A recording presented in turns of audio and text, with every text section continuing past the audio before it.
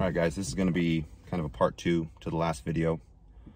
This is specifically about natural revelation, but there's more to it as well, as you'll see as we'll get into it. So let's dig right in. God does not hold accountable for their choices those who have never or never will attain mental or emotional maturity for whatever reason, be it mental disability or untimely death. As the principle of universal salvation of infants and all who die before mental and emotional maturity demonstrates.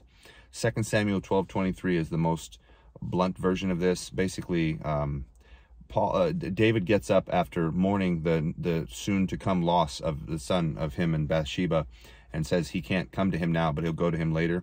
He knows very well how that goes. Deuteronomy 139, 1 Kings 14:12-13, and Isaiah 7:15-16 expand upon this. Since the price has already been paid for children who die young, since God desires them to be saved, 1 Timothy 2:4, 2 Peter 3:9, and since they never had a true opportunity to exercise their free will in response to God's substitute for sin, our dear Lord Jesus, God, who is just and fair, considers them righteous on the basis of Jesus' sacrifice, just as he does in the case of all who believe. And we need to hold on to this deeply. This is the truth. We are created by the Father's will, Revelation 4:11. And he most assuredly did not send Jesus to die in our place to condemn us, but rather that we might be saved. That's John 3:17. For it is only by failing to use the opportunity to exercise faith in Jesus inherent in the gift of free will that anyone is condemned. John 3:18. All other human beings who have ever lived or ever will live, however, are responsible to God for the decisions they make in this life. And the most fundamental decision, the truly life or death decision, is whether or not they are willing to submit to the will of God and so as to be saved through faith in Jesus Christ. God has constructed us, the universe in which we live, and the process of human history together with our personal interaction in it in such a way so as to lead all of his children back to him and to salvation, all that is, who are willing to be led. Psalm 49:7-10. Surely no one can redeem a man's life from God's hand. No one can pay a ransom to God for him. For the redemption price of life is too precious for him to relent forever, that one should live on forever and not see corruption. For everyone sees that even the wise die. They too perish along with fools, and those who lack common sense, and they leave their wealth behind to others. Psalm 89:48. What man can live and not see death, or save himself from the power of the grave? The sentence of death passed upon Adam and Eve and upon their progeny as a result of their disobedience to God is in one sense a profound blessing. For while an eternity in our present sinful state is too depressing to contemplate, the recognition of our own mortality is the most powerful evangelical tool in the universe. Unlike the animals, we know we are going to die. And when first we realize this primary fact of our existence, it has a tendency to dispose us to seek a solution. This common human reaction to the realization that we cannot and will not live forever in this present mortal shell is, moreover, hardwired by God into the human heart for the very purpose of provoking just such a reaction. Ecclesiastes 3:10-11. I have seen all the work that God has given man to occupy himself with. God has made everything beautiful in its limited time, but he has also placed the notion of eternity in the hearts of mankind. And he has done this, moreover, without man being able to discover the work which God has done from the beginning unto the end. The epiphany of our uniqueness and its very temporary nature is one that comes to all of us, usually at a very early age. We know that we all perish, but we want to live. Moreover, this realization of our mortality cannot be separated from the parallel realization that no human being could ever be capable of providing any solution to this most fundamental problem of our existence through his or her own efforts. Thus, it is that when our mortality prods us to grope for a solution to death, it is to our Maker that we naturally and inevitably turn, or should. Psalm 19:1-6. The heavens recount the glory of God, and the firmament tells of the work of his hands. One day after another pours forth his knowledge, his words, and one night after another declares his knowledge. Apology, guys, I got that messed up. There is no tongue or culture that cannot understand their voice. In other words, the heavens and the firmament. Their design has gone out to, in other words, is visible throughout the entire earth, and their words to the ends of the world. He has set a tent for the sun within them. In other words, hidden it in the heavens firmament night sky.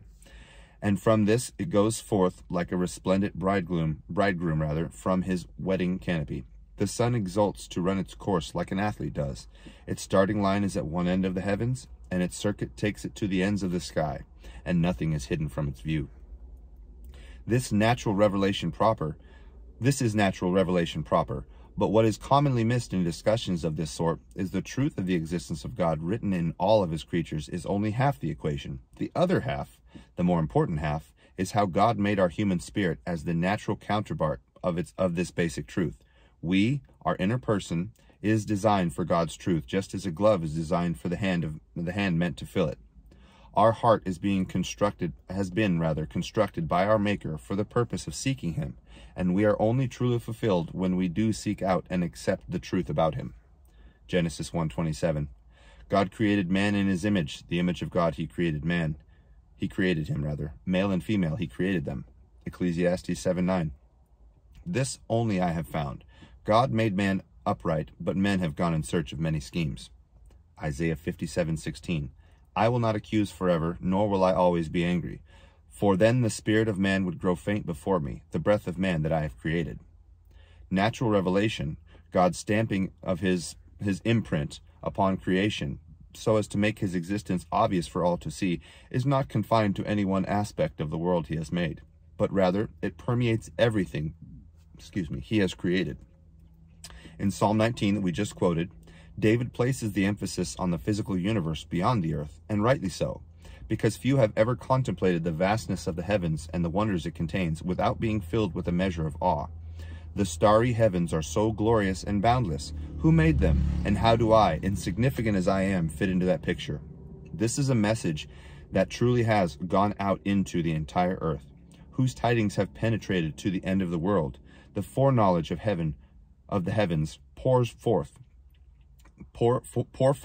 is hidden from no tongue or culture, for one day after another, the very heavens above the heads of all mankind recount the glory of God, while the starry firmament tells of the work of his hands.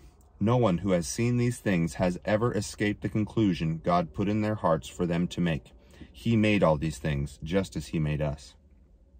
But it is not only the night sky that our Lord has etched his holy name and made himself, his power, and his glory, and his astounding wisdom manifest for all to see, rendering the conclusion that he exists entirely inescapable. God's design encompasses his entire creation, from its most minute subatomic particles to the most immense of heavenly bodies, and not just in the material realm, but even more profoundly in the spiritual realm. We human beings are truly fearfully and wonderfully made. That's Psalm 139:14. And it is in the wonders of the works of God as they speak to us in their still small voice, in the quiet of our heart, that we come to know him most insistently and most profoundly. That's 1 Kings 19:12. Here is Romans 1:19-20. For that which could be known about God from everyday experience is obvious to them, because God has made it obvious. God's nature, though invisible, is nevertheless plainly apparent, and has been since his foundation of the world. For it may be clearly inferred from this creation of his. This is true both of his eternal power and his divinity, so that they are without any excuse. The word emphasized above in the Greek is theotes, a concept noun built upon the Greek word for God, theos, theology, in other words, theos. As with comparable English suffixes like ship and ness, and the suffix tes is qualitative, that is to say, as friendship conceptualizes what is meant to be a friend in all respects, or kindness epitomizes the character of what is meant to be kind, theotes sums up what is meant to be God, not just in terms of power and majesty and eternity, but also in all of his applied characteristics, his mercy, his goodness, justice, and love. These verses tell us, from our common human observation of the world as God has constructed it, we know quite a lot of bit about him, especially inasmuch as he constructed us as well, and made us precisely in such a way that we might be able to receive this truth about him, and might be interested in doing so. And with everything else about the plan of God, the only thing God did not do in instilling the undeniable message ubiquitous in creation, in other words, all-encompassing in creation, about his existence, and the true nature of his character, in other words, his natural revelation of himself to the world, was to preset our free will to respond in the way he made us to respond, and desires desires us to respond. In other words, he made all these things obvious so that we would choose for him, but he also didn't force us to choose. Job 36:24-25. Remember to extol his work, which men have praised in song. All mankind have seen it. Men gaze on it from afar. Job 37:7, KJV. He sealeth up the hand of every man, that all men may know his work. Psalm 8:3-4. When I gaze upon your heavens, the work of your fingers, the moon and the stars, which you have established, what is man that you are mindful of him, or the son of man that you care for him? Psalm 97:6. The heavens proclaim his righteousness, and all the peoples see his glory. Psalm 104:24. How great are your works, O Lord! In wisdom you have made them all. The earth is full of what you have provided, because you are their creator. Isaiah 40:25-26. With whom will you compare me, that I should be equal to him, says the Holy One. Lift up your eyes to the heavens and look. Who created all these heavenly objects? The one who brings forth their multitudes and calls them by name. Through his abundant power and mighty strength, not one of them is missing. God's revealing of himself in nature thus has two sides to it, both of which we are conditioned to understand and receive, if only we are willing to do so. His unlimited power in our comparable or comparative weakness, his incalculable vastness and our comparable insignificance, his incomparable wisdom and our comparative ignorance. Not only is God's existence common because of natural revelation, his omnipotence, omniscience, and omnipresence are also undeniable. Those who claim to not know these truths, or claim he is not as he is, or that he does not exist at all, are liars, as they themselves know full well. In addition to these truths and his infinite nature, God's true character is also revealed in what he has created. As our minds can gauge his infinity and thus perceive his fundamental uniqueness, so our consciences can comprehend his perfection and thus surmise his rightful sovereignty. From the love we observe in the world full of hate, we posit the one who is the origin of love, and we deduce his intrinsic goodness. His intrinsic, yeah, it's hard to, that's a very good word for that. From the justice we observe in a world full of iniquity, we posit the one who is the origin of justice, and we deduce his intrinsic holiness. From the life we observe in a world full of death, we posit the one who is the origin of life, and we deduce his unwavering faithfulness and truth, giving us hope that there is an escape from death through him. By comparing this true picture of our Creator to our own comparatively unloving, unjust, corrupt, and downright sinful selves, we should be motivated to seek him as the solution to our imperfection and deliverance from the grave. I don't want this to go on too long, but guys, nobody has any excuse. He hid himself so that free will could exist, but he absolutely designed everything around us, to very much scream at us from the inside out that we must seek him. That he is the only answer to any of this, that it was intentional, and that not one bit of this was unknown to him from before he ever spoke and had creation come into being. This is a very big deal. This is an addendum to my last video. Guys, no one is without excuse. There's no such thing as a person on earth who is lost because they never heard the gospel. We need to be aware of this. We need to hold this deep and dear, just like I said in the last video. It's very important. I won't let it go on too long.